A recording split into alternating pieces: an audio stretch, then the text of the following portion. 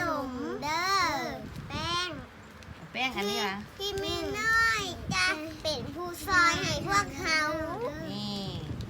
เฮ็ดจังไหนก่อนให้แม่น้อยเตรียมแป้งให้ก่อนเลยแล้วว่าเขาก่อนคน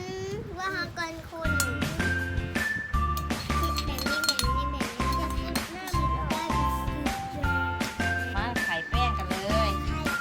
รอทาบินเด้ออันนี้ก่อนเนาะเดี๋ยวต้องใส่น้ำร้อนเนาะโอ้ยลงไปแล้ว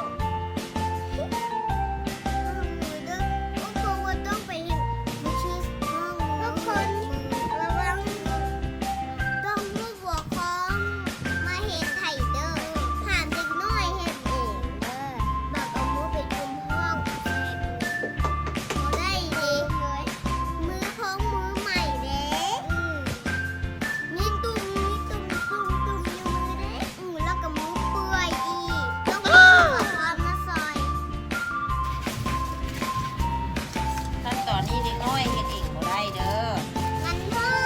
เพราะว่ามันร้อนเดี๋ยวลูกเป็นคนหาเตรียมแป้งให้แม่เด้อโอ้ยอยากเพื่อนหน่อยนึงเนาะ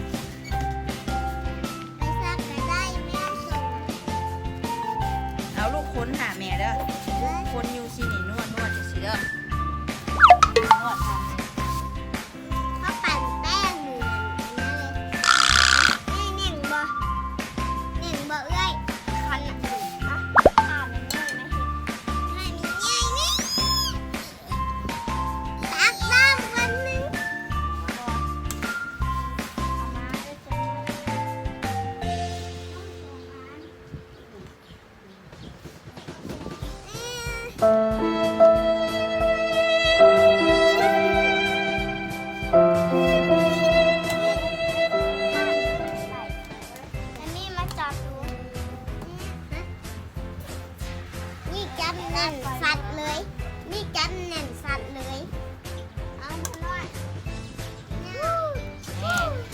จะได้ที่แล้วโอ้เหนียวจังเลยแม่อย่ามาต้องมือ ต้องเล่นใส่มือเด้อโอ้เหนียวเหมือนสลามเลย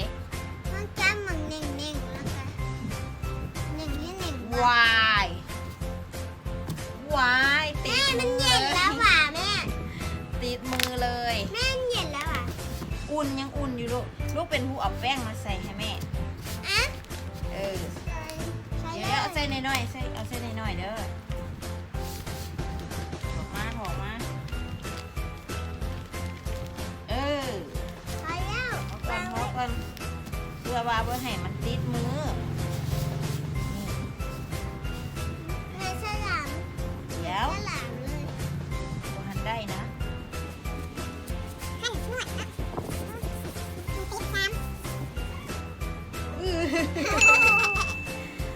ว้า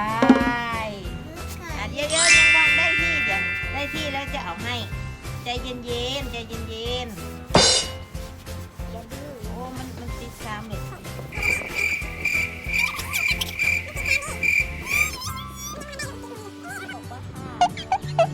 ติดมืออยู่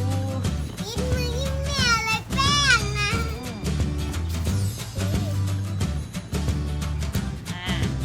แม่จะแบ่งให้เด้อ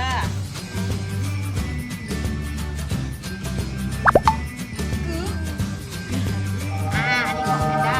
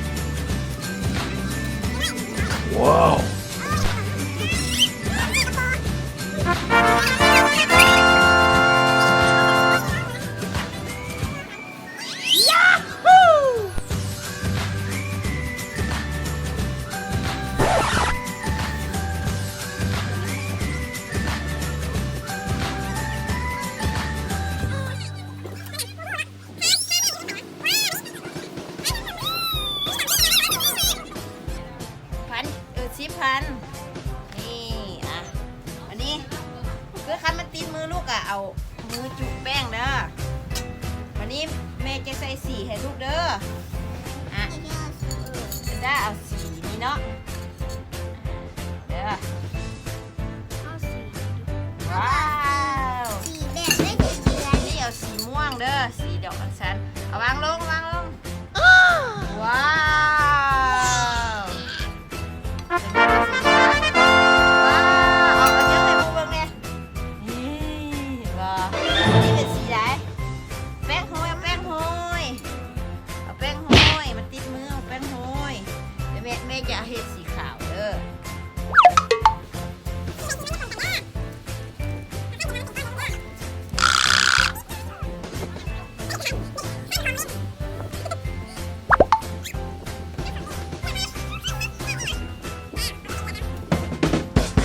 เอาคัน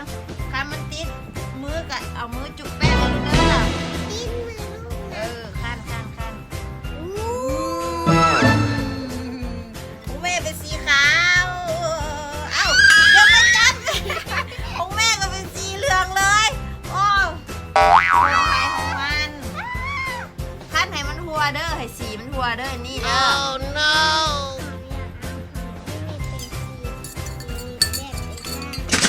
โอ้สีไผ่สีมันเอาได้เอาสีใส่อีกบ่ ว้าว เอาใส่ละขั้นให้มันทัวเด้อบอยังให้สีขาวอยู่ขั้นให้มันทัว ก็ปัดหิมะเอ๊ะแล้วก็พี่เขียนด้วย ขั้น ว้าวทุกคนใครอยากเห็ดก็เห็ดเด้อ เอาเป็นก้อนแล้ว ไม่บอกเปลือกก้อนมันก้อนเนี่ย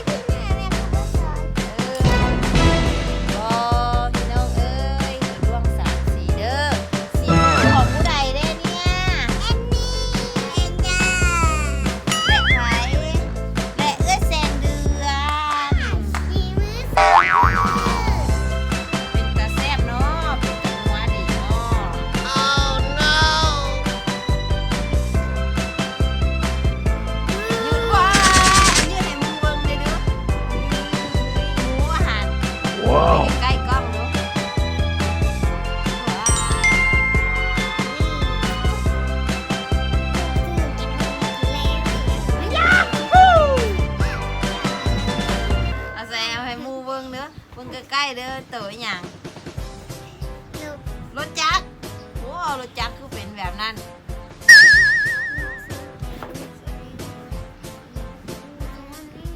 ขอไปแลกมือกันเด้ออีแม่อ้าอ้าอ้าไปเฮ็ดเสร็จมาแล้ว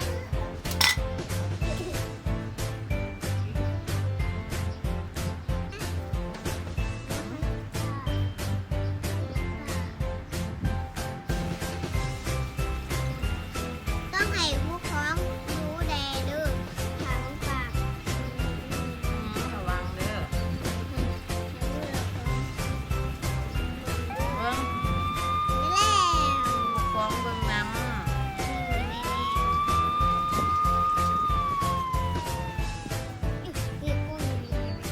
เอ้าก็ยังก้อนใหญ่แฮะก้อนน้อยๆลูกเพราะว่าเวลาต้มเดี๋ยวมันจะใหญ่ขึ้นอีกเด้อ แล้วแล้วจะไปจุกกันเด้อค่ะแป๊บนึงเด้อมาบอ ก็ ก ถ่ายได้นี่แป๊บหนึงเด้อเดี๋ยวนี้ได้ไปต้มก่อนแล้วสิมาเฮ็ดให้เบิ่งเด้อว่าเป็นแต่กินซ้ำได้แล้วลงเลยนี่คือดูนะ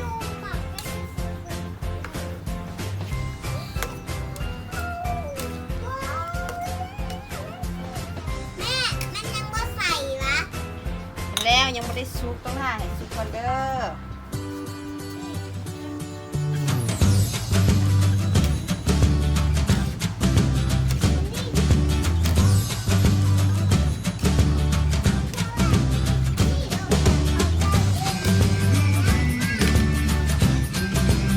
อ่าตอนนี้ทุกคนกำลังรอค่ะมันนี้ต้มแล้วออกมาจะเป็นแบบนี้เห็นบ่ว้าวว้าวเด้ออ้าวนี่มันจะเหนียวนุ่มๆเลยยาฮูเลย แม่มันเปลือก อ่ะมาเอาจอกมาจอกมาของด้าอันนี้ของนี่อ้าวจับจอกขึ้นมาจับจอกขึ้นมาได้แม่นี่อ่ะอันนี้ของแสงเดือนนี่มาดูอ่าคนแล้ววันนี้เอาลงใส่วันนี้ นี่เสร็จแล้วก็แล้วเอาซุปให้เพื่อนๆ แล้ เล วย ขอเลื่อยไปบอก เป็นแบบใด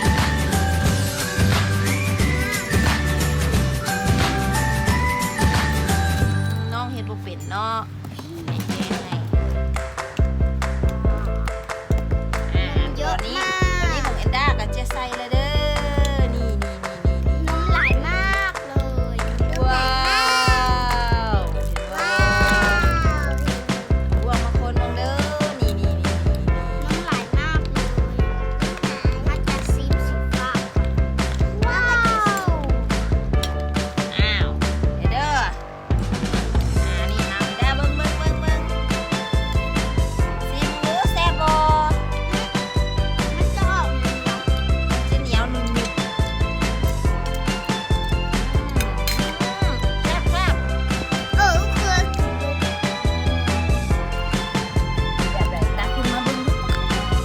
ว้าวอ้าวเนี่ยเลยตักขึ้นมาให้เบิ่งเลยเด้อว้าว แม่เอาเหนียว กระเทียมสกปรกเลยลูกว้าวอันนี้ของด้าเด้อนี่อันนี้มาเบิ่งของอันนี้เอาคนมาเบิ่งดูอันนี้เอ้ยแซ่บบ่อู้น้ำกำลังกินอย่างอร่อยใส่ คน ตัก สี โอ้ตักขึ้นมาให้เบิ่งดูว้าวเอากินให้เบิ่งดูกินให้เบิ่งดู อะไรอ่ะ เอาตักใส่ปากกินให้เบิ่งดูอ้ามดูแม่ว้าว แม่วงกึ่งไง โอ้เบิ่งไอ้ด้ามาเบิ่งไอ้ด้ากินตัวใหญ่ใส่ว้าวงับ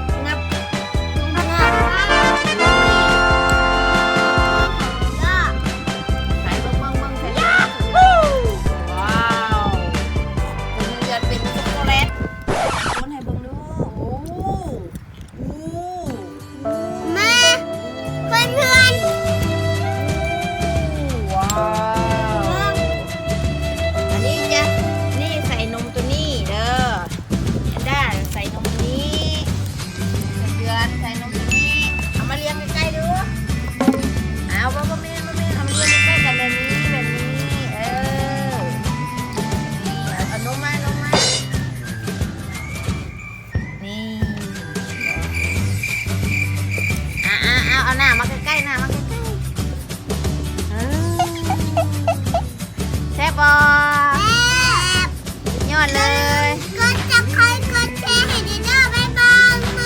ติดตาม เอามาที่ตามพันหน้าในระดับมา